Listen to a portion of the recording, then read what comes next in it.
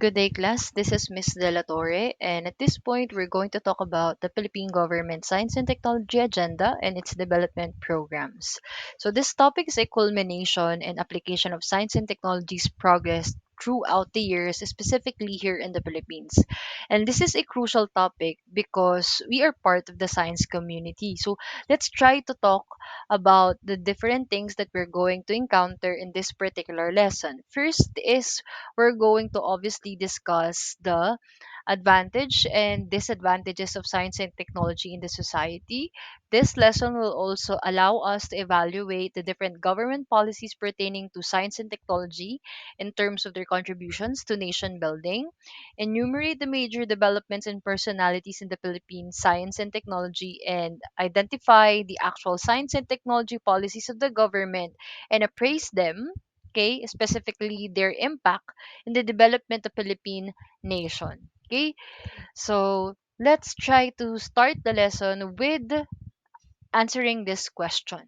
Okay, what kind of life do you want by 2040?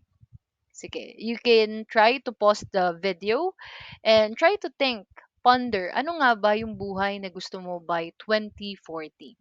Okay, some of you maybe ang sagot dyan is to get a high-paying job, to live a simple and peaceful life. Others may be aiming to have an efficient transport system in the country by that time.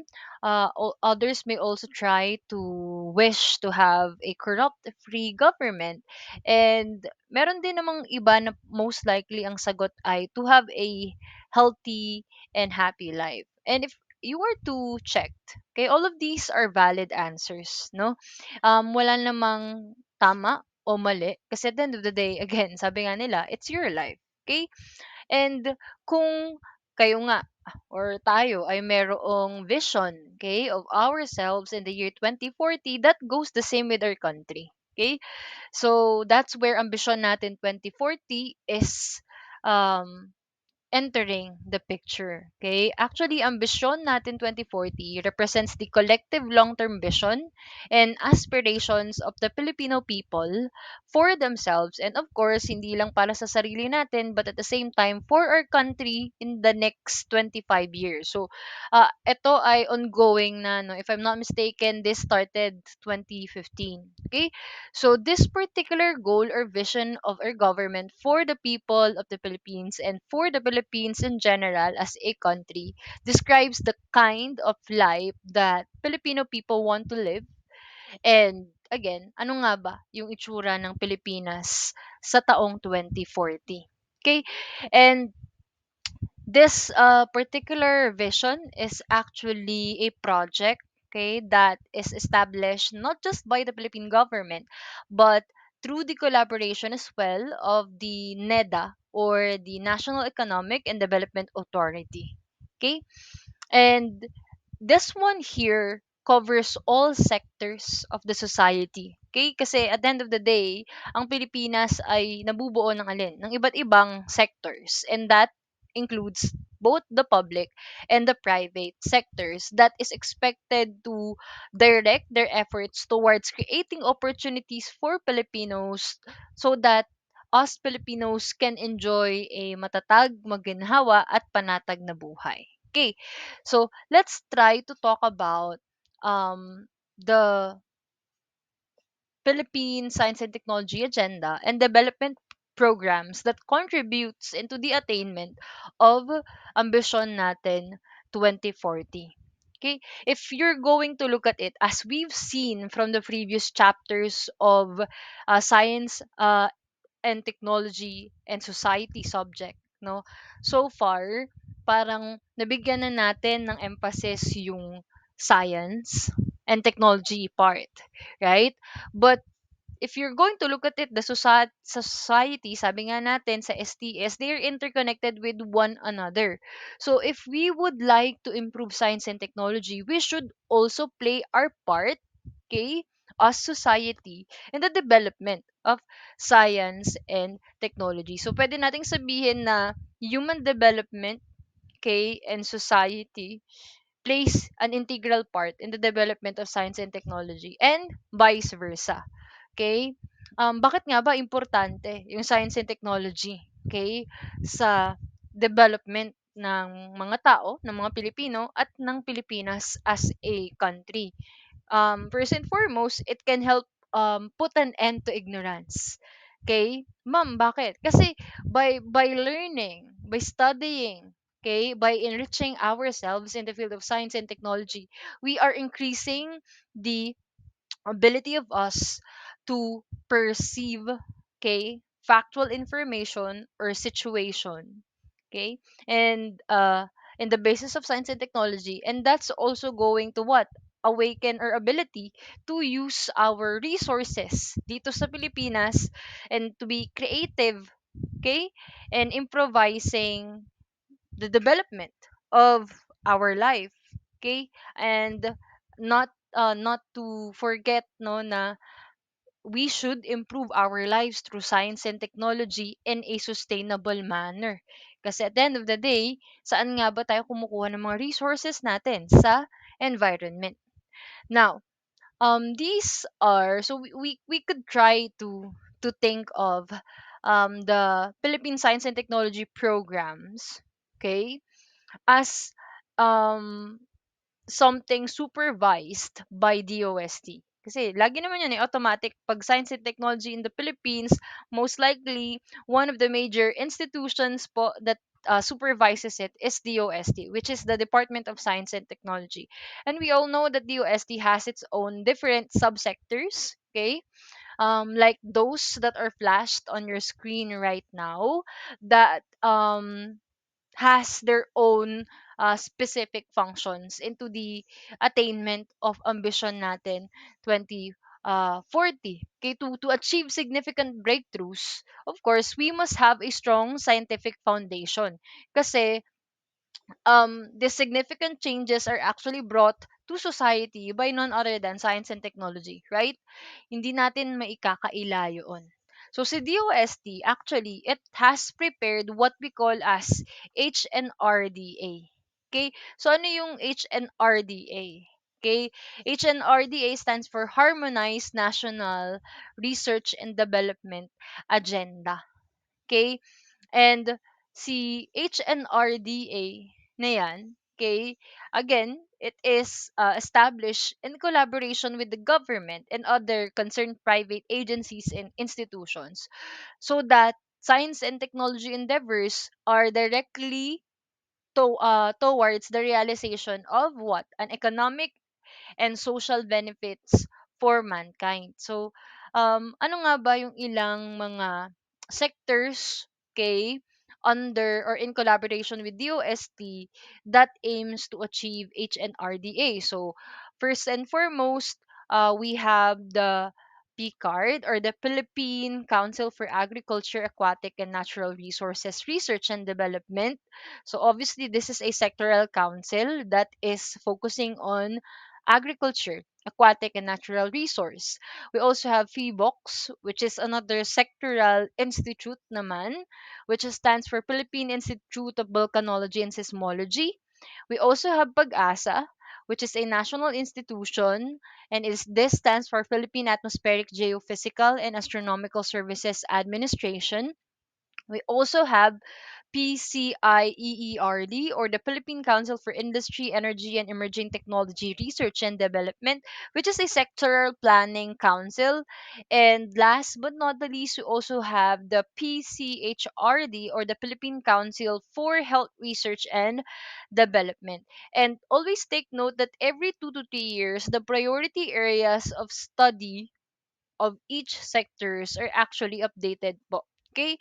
To technically complement kung ano yung latest na nangyayari sa bawat sector. Kasi most probably, for example, yung doon sa um, ating NURA na tinatawag.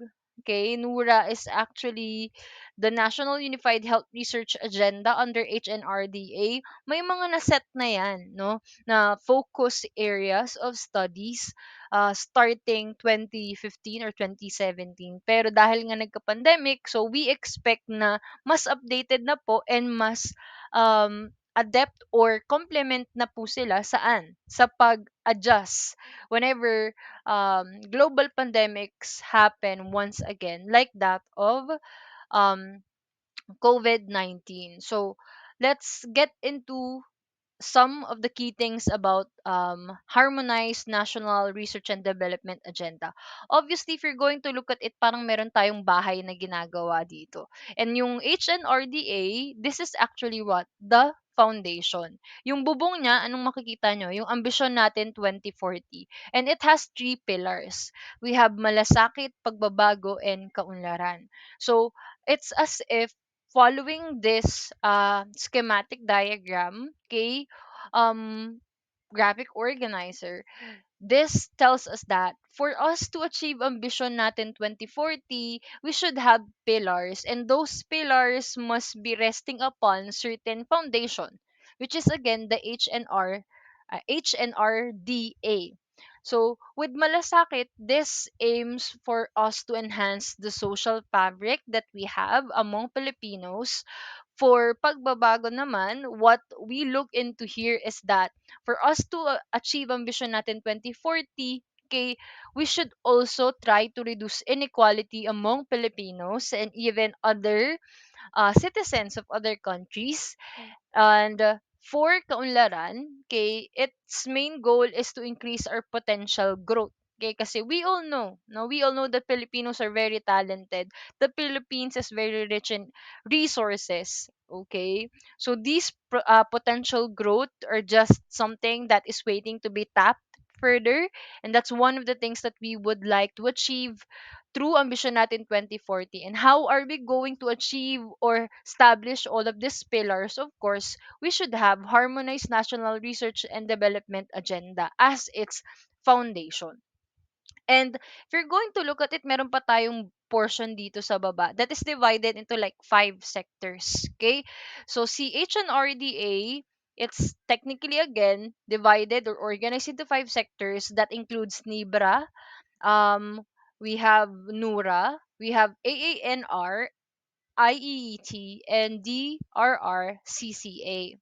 Now, always take note that these sectors are spearheaded by a particular agency, and those agency provide programs that establish priority areas, okay, to achieve successful harmonized national research and development areas. So, therefore, technically, by doing so, it provides a strong foundation from the science sector to support and contribute to the achievement of a mission natin 2040. So let's start with NIBRA. Okay, sabi nga natin, NIBRA stands for National Integrated Basic Research Agenda. Okay, so what I included in here is already the Philippine Development Plan for 2022 to 2028 kasi doon na tayo covered since 2024 right now. Okay? So if ever you're going to view this lesson up until the year 2028, walang problema. Kasi nga, again, this covers the latest policies and focus areas for the year 2022 to 2028. So NIBRA actually, in this particular Philippine Development Plan season, have three major components. It has blue skies research or pure research, pure basic research rather. It also focuses on issue based or oriented basic research and policy researches. So in this particular case, pag sinabi po nating pure basic research, which is again also known as the blue skies research, this refers to the fundamental researches in the sciences and in the humanities that has no impact, okay, or perceived practical use. Okay? So, anong ibig sabihin nun, ma'am? Kumaga parang gumagawa ba tayo dito ng research na walang solid goal in mind? Yes. Katulad ng nakikita nyo dyan, the aim is mainly to solve a fundamental, unique problem without specific target in mind. Ma'am, bakit tayo gagawa ng research? Why will the Philippine government invest, specifically yung NIBRA, invest into conducting researches that doesn't have like a specific target in mind? Okay, ano ibig sabihin nito, ma'am? It's purely theoretical in scope. Okay? That's actually correct. Ma'am, bakit? Kasi if you're going to look at it, by having such free, unstructured, very open research design under Blue Skies Research, kaya nga pure basic research ang tawag sa kanya, it promotes what? It promotes creativity and research diversity. And if we're going to check in the history, okay, ang daming mga very very beneficial research and products of science and technology na actually nanggaling sa mga blue skies type of research. For example, yung GPS. Okay, what is GPS? Saan ba natin yung ginagamit? For locations, right? Do you know that GPS actually has a direct connection with the concept of general relativity by Albert Einstein? So most probably hindi tayo familiar doon, 'di ba? Ang alam lang natin like pag general relativity of Albert Einstein, it has something to do with what? With space, with time, right? Kapag ka naman GPS, again, it is something, it's a technology that allows us to understand a certain location, right? But alin ba sa kanila yung naunang establish? Technically, it's Einstein's idea of general relativity, but Einstein, like technically, main goal during the time in establishing the concept of general relativity is to further understand the relationship of time and space, right? Okay. Pero he didn't mean, or he didn't intended to what? He didn't intended to establish the concept so that in the future GPS technology can bank on the concept of general relativity. Ma'am, bakit? Okay, so let me tell you this. Paano nga ba sila naging related? As predicted by Einstein theory, 'di ba? Sa concept nga ng general relativity, yung clocks under the force of gravity, they run at a slower rate, okay, than clocks that are viewed from a distant region that experience weaker gravity. Anong ibig sabihin nun, ma'am? Okay? Ibig sabihin po nun, yung mga clocks na nasa mundo, observed from orbiting satellites, run at a slower rate. Okay, again, this means that clocks on Earth observed from orbiting satellites run at a slower rate.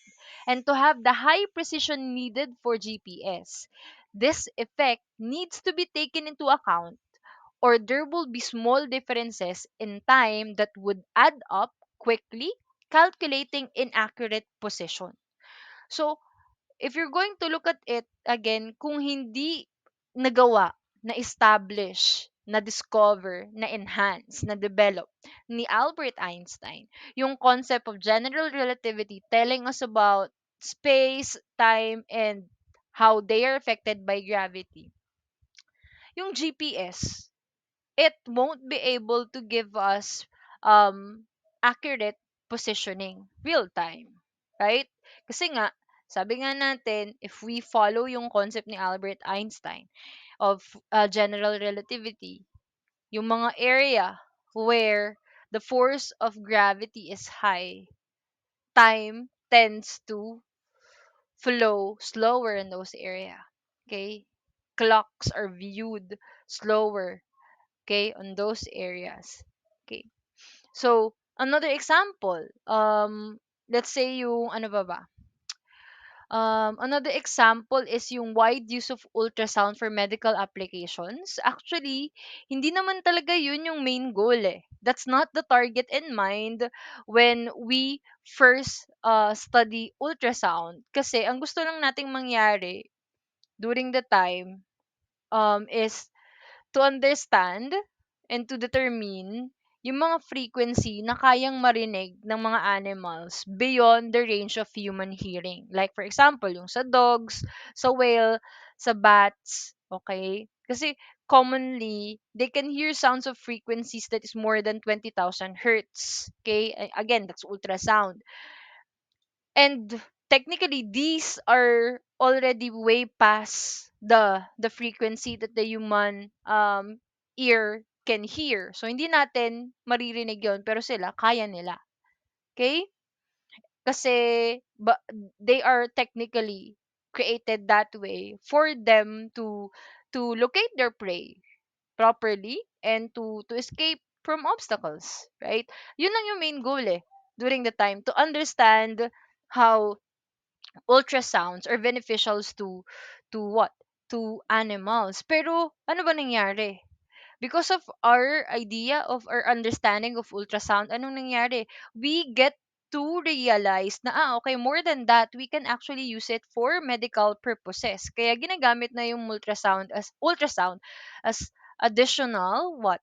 Additional diagnostic procedure, right? So all of those are what? Pure basic researches. They are under blue skies research. No, the main goal is actually different from what the product has intended to be, right? And that's I personally believe, no, that's it's very important for us to be as creative as possible, because again, in the field of history, scientific history, there's a lot of what? A lot of inventions, a lot of concepts that has been established through serendipity. Yung hindi mo ini-intend na ma-discover, pero na-discover mo, right? And that helps to enhance further the bank of knowledge that we have. Okay? So this only illustrates what? That yung mga derived applications from blue skies research, they actually eventually what? Stimulate scientific and technological development, no? Na later on are deemed very beneficial. So that's for NIBRA. Okay, pag issue-based naman, kay issue-based or oriented basic research, yung isa ay pure basic research under blue skies, yung isa naman ay issue-based. So most probably, ito naman may focus areas na. Okay? So, diyan na papasok yung alin? Dito na papasok itong mga issue-based NIBRA programs na sinasabi natin. Okay, so we have Tubig, Sapat, Likas, Alert, Saklaw, and Atin. Actually, I've included the specific Philippine Development Plan copy that is made available to the public, to the Filipino people by NEDA. Okay, in our core site, and I highly encourage everyone to access it so that you'll be able to further double check the specifics of each sectors po, no, that is beneficial for the attainment of the harmonized national research and development agenda. I'm not going to delve deeper into each programs kasi majority of them naman are quite self-explanatory, pero kung again nga, kung meron kayong mga naiisip or meron kayong mga gustong mas malaman pa, all of those can be accessed through our course site. Okay?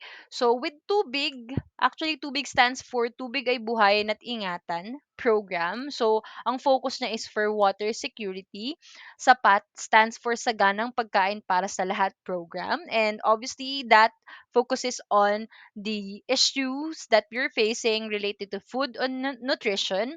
We have Likas, that's Likas Yaman sa Kalusugan program for health sufficiency. We have Alert for Alternative Energy Research Trends program. And obviously, that is something to do with what? Issues related to access to clean energy. Sustainable energy naman, yung sa Saklaw or Saklolo sa Lawa, which is obviously what? Sustainable energy using what?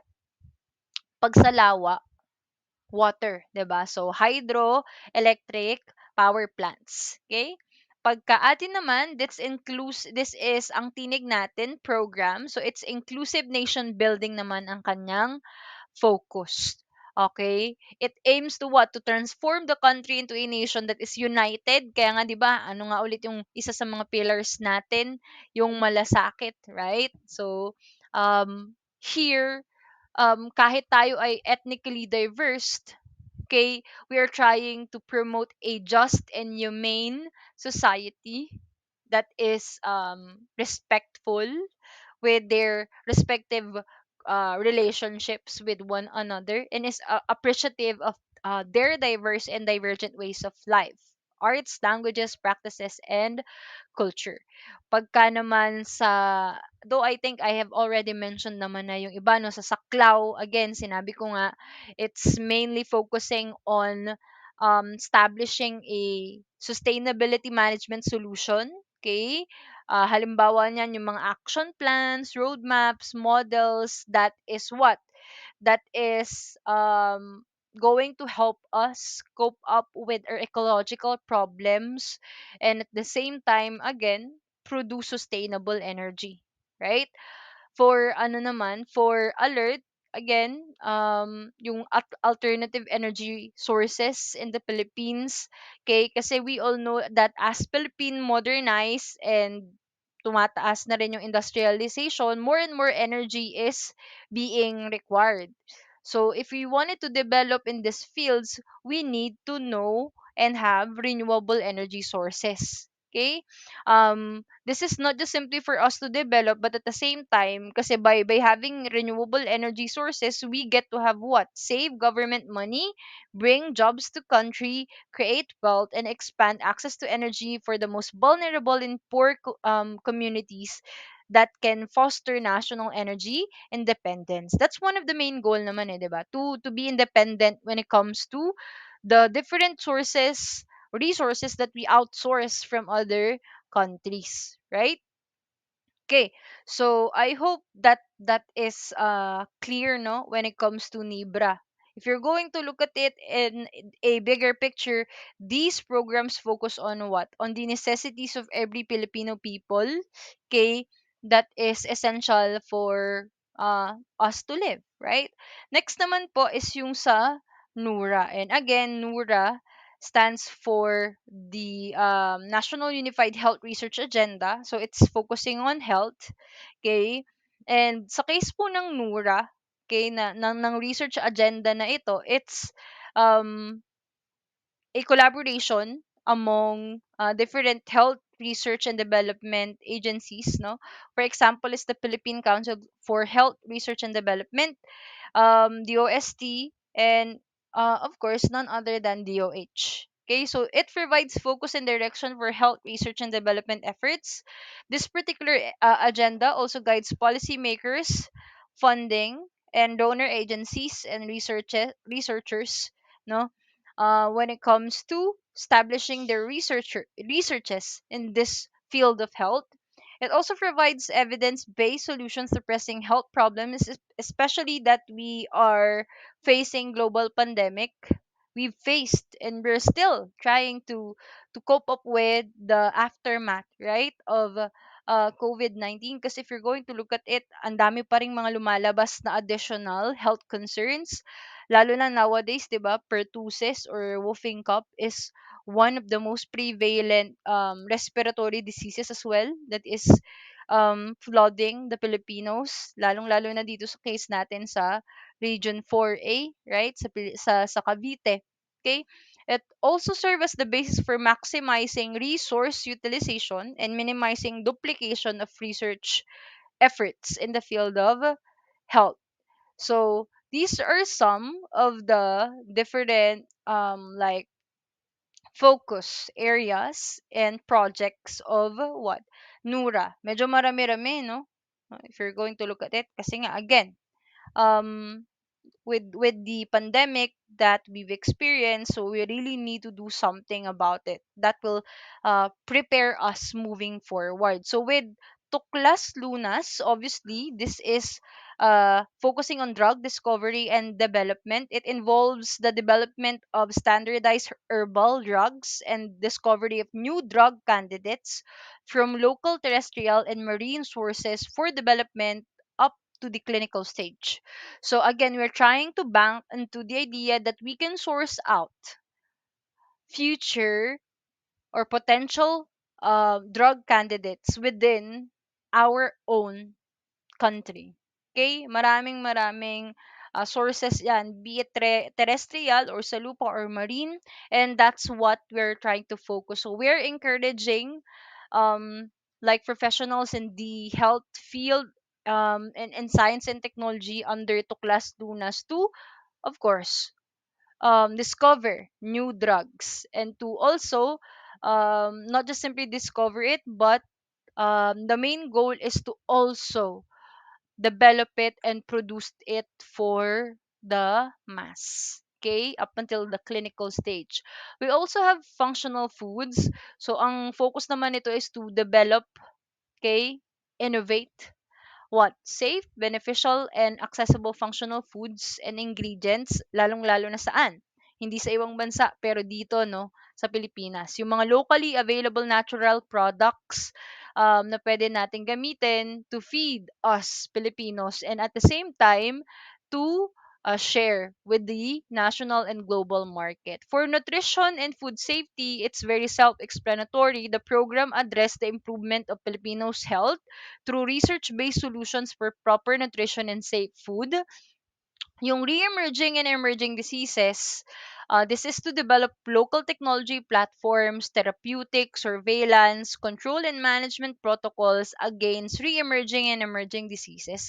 Kaya nga 'di ba may iba't iba tayong mga monitoring procedures na na-encounter na so far, merong mga online or through app, meron ding direct nating makukuha sa mga local government agencies natin, sa mga private and public hospitals. So we're trying to further develop those so that we are what? We are prepared moving forward for those potentially re-emerging and emerging diseases.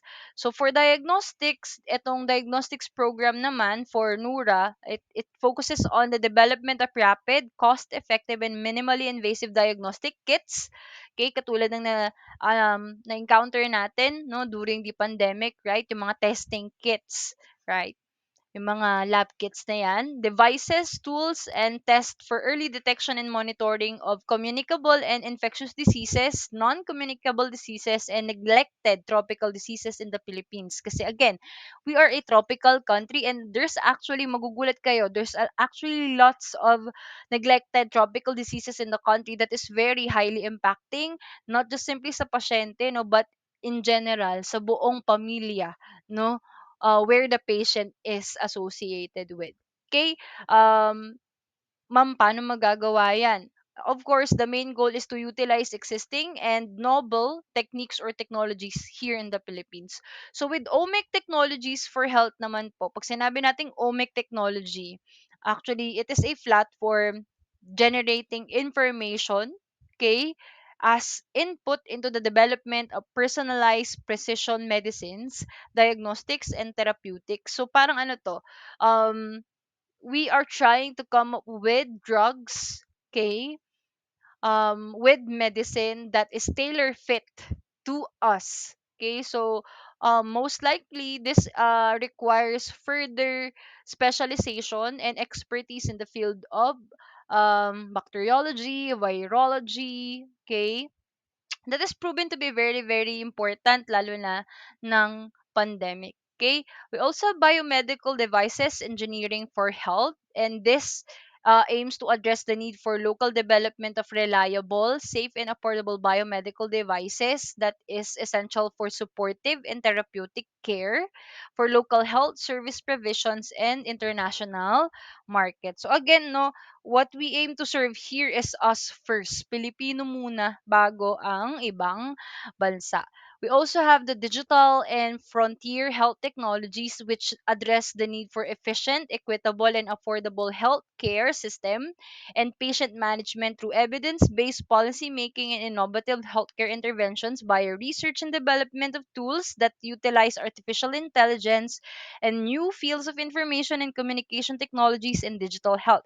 So in short, we are now trying to integrate IT. We're using ICT, okay, in the health industry so that mas maging develop ang ating healthcare system. Okay? Kasi alam naman natin na hindi lang pag-procure ng gamot, pag-receive ng treatment, hindi lang pagpapa-check up nagiging concern natin. Ultimo pati yung alin, pag-organize ng mga data related to our health history, health conditions, that's also a concern. And that's one of the things that Nura, under this particular project, no, wants to address as well. We also have disaster risk reduction or climate change adaptation and health, because we all know, okay, in general, climate change is also one key factors that affects our health. Okay? Kasi ang daming mga like sources of diseases, halimbawa yung mga vector, mga carrier ng disease na are able to adapt, no, to climate change, making them more highly dangerous, no, kapag na-infect nila tayo, or yun nga, they've assisted in contracting the disease. So this particular like project aims to address or at least prevent health effects that leads to disaster resilient and climate change adapted Philippines. And then we also have mental health. Of course, that's also one of the major like aspect we should look into whenever we talk about the health integrity, no, ng isang tao. So with the mental health, Nura aims to have a program here that supports research on quality, effective, and culture appropriate mental health research and development innovations. Okay, so that's it for Nura. Okay, and I hope that somehow no we are able to appreciate the different like programs that is provided by each sectors. Now let's talk about AANR. Okay, or sabi ko nga sa inyo kanina, the agriculture, aquatic, and natural resources sector, which is quite ano naman na, which is quite, what do you call this one, self-explanatory. Alam na natin kung saan ang focus nito. Kung ang Nura ay sa health, ang Nibra ay sa mga basic necessities issues and trying to come up with pure basic like researches. Ang AANR naman, this sector supports organic culture, organic agriculture. Again, considering that the Philippines is an agricultural country, halal food production, because we are diverse, food safety and traceability initiatives, and the development of GMOs as long as it is compliant with biosafety rules and regulations. So, again, GMOs or genetically modified organisms, the main goal is to create GMOs that will meet what? Our societal concern and problems in the field of food production. Lalo na habang dumataas ang population ng Pilipinas, tumataas rin ang demand natin sa pagkain. And considering that what we're facing right now, especially with climate change, and as of the moment, di ba, we're already experiencing the harsh effect of El Nino to be followed by La Nina. So we can definitely say that our agricultural sector will be highly affected by these like climatic changes, no, and phenomena that we're experiencing right now. So AANR should establish different projects that will help us adapt to this if we wanted to survive as a nation, no. So this particular sector supports the use of what advanced and emerging technologies, like for example biotechnology. Doon nga po mapapasok yung genetically modified organisms, genomics, bioinformatics, nanotechnology, nuclear technology, space technology, electronics, and automation. Okay, kaya huwag kayong magtataka if ANR or these particular sectors makes use of ICT as research and development tools, so that what? We could find science and technology solutions sa mga problema ng AANR, or at the same time develop new products with significant potential dito sa ating sector na ito. So, ito po yung mga specific like agendas under this sector. We have crops research and development agenda, livestock R&D, aquatic R&D, forestry R&D. Again, I'm not going to elaborate them further ha. I'm just going to give you like some key ideas about them because they're quite self-explanatory already. We have natural resources and environment research and development agenda.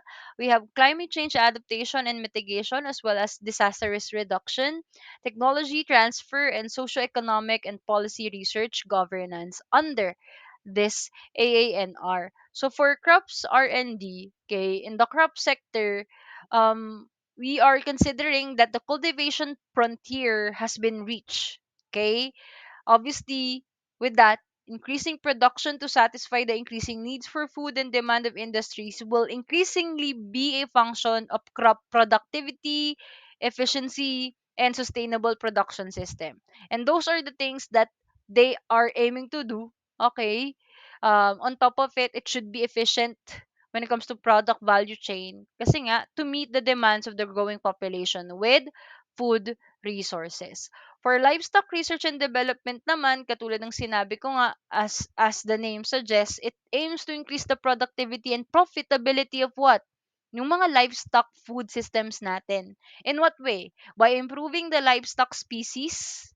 Ano ba yung mga livestocks natin dyan? Yung mga, um, sasabihin ko sana aso, pusa, sorry. Yung mga, what pigs, yan, swine industry, ducks, chicken, like goat, fishes, of course, though dyan ay under aquatic, um, and others that we are the poultry products, the poultry animals, yan, mga yan yung mga example ng livestock animals, okay, or livestock in general that we are trying to improve by improving their species. And how do we do that? Of course, dapat meron tayong mga bagong techniques that will promote their general health. Okay? Kasi by doing so, of course, with an improved healthy livestock, we get to develop new products for improved livelihood. So it's like a domino effect. Pag nag-improve yung pinaka-source mo, of course, the latter products will also be improved. Okay? And more than that, this also helps develop support systems for information-based decision making. Okay? With aquatic research and development naman, again, same lang. No, the main the common thing here is to improve the productivity and profitability of livestock of aquatic species for a more efficient, more sustainable production po, no? In this particular areas. For forestry naman, this expands or aims to expand economic opportunities from forestry species, okay, as well as to support the national greening program. Now, we are making use of our forest products, but at the same time, we are supporting national greening program. We are doing it sustainably. Okay? For natural resources and environmental research and development agenda, we ensure the integrity of what? Of the sector and the ecosystem services na it provides what? Great services that is also protecting the future of our current natural resources. Okay. And of course, with climate change naman, I think it's quite self-explanatory. Kasi alam na rin natin, if you're going to look at it for the past few years, AANR is actually one of the most adversely affected what sector when it comes to extreme weather events. No? Bakit? Kasi nga ayun, yung agricultural productivity and output. Consequently, anong nangyayari? Pag naapektuhan sila, maapektuhan yung livelihood, yung income ng alin? Ng mga farmers and fisher folks. So, they are trying to focus in this particular area as well to empower ang alin? Yung mga farmer natin and yung mga fisher folk natin to make them resilient, lalong-lalo na or adaptive sa impacts ng climate change sa field ng agriculture. Sa tech transfer, parang ganun din. Doon na yun papasok, no? This aims to enhance what? The technology transfer systems among the key players of agricultural sector here in the Philippines to address what? Yung perceived gaps between technology. Kasi alam naman natin, um, whether we like it or not, whether we admit it or not, okay, generation is also um generation and adoption of technology is somehow diverse, especially in the field of agriculture. Meron pa rin tayong ilang mga key personalities sa sektor ng agrikultura na hindi perceptive, no, ng technology na meron tayo, ng latest technology na meron tayo. And we all know that's going to be very beneficial if they are aware and they know how to use it. So that's one thing. The transfer of technology, especially for those individuals in the field of agriculture, is one of the main goal of this particular agenda. Okay, because it's going to ensure that the products of research and development reach what? Yung intended users. Okay? And by doing so, anong nangyayari? They are being empowered to be more resilient, and at the same time, they open opportunities for entrepreneurship. Okay? And again, for socioeconomic naman, again, this aims to study related socioeconomic, institutional, and policy issues that ensure to enable yung environment natin is in place for what? Science and technology development.